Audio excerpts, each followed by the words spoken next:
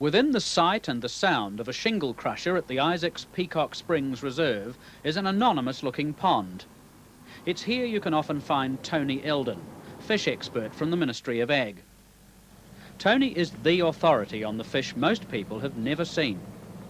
In adult form, it's tiny, up to 6 inches or 150 millimetres. It's related to whitebait, but it lives only in Canterbury and it's rare. It's assumed that many years ago the mudfish was very common in Canterbury. In those days, the swamps and the ponds in which the mudfish lives were common all over the province. But as we've drained those swamps and ponds, so the mudfish has been forced to retreat. Here at Peacock Springs, Tony ELDON is breeding mudfish. There are pockets of them in the wild, but they're in danger. The Mudfish project is the result of a visit 18 months ago by the Duke of Edinburgh. During the course of conversation, he said, "What do you know about New Zealand native fish?" And I said, "Absolutely nothing." He said firmly, "There are some." So after he'd gone, I appealed to the Ministry of Agriculture and Fisheries for information, and I was given a book about New Zealand native fishes and introduced to Tony, who arrived one day with a bag full of mudfish. It's not all that easy to see mudfish.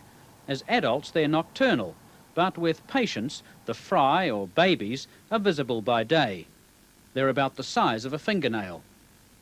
Mudfish are very conservative. They don't waste a lot of time and energy chasing things that are too fast. They're not a very dramatic fish, are they? No, and that's the main thing. They don't. The main problem I've had, interesting people. You put them in a tank and a lounge, and the only time you see them if you come in the middle of the night and put the lights on suddenly. You wouldn't like to. One wouldn't like to suggest they were boring, but they're just a little low key, aren't they? Yes, yeah. Scientifically, they're not boring at all, but I quite agree that for the layman, they are a bit low key. They don't require much. They're very simple fish. They don't require much. A bit of free water with no other fish around is basically all they want. Tony ELDON will shortly send a report to the Duke of Edinburgh on his success here. Meantime, if you want to at least see where the mudfish lives, take your magnifying glass to the Peacock Springs Open Day on Sunday. You may even catch a glimpse of the one fish that lives only in Canterbury.